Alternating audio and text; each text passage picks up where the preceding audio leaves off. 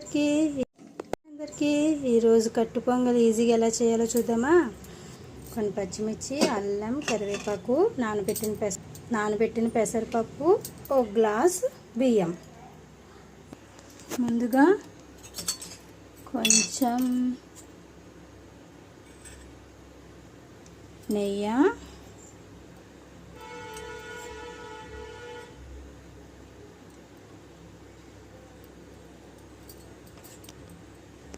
నెయ్యి, వేడయ్యాక కరివేపాకు, అల్లం, పచ్చిమిర్చి కొంచెం వేగాక ముందుగా నానబెట్టి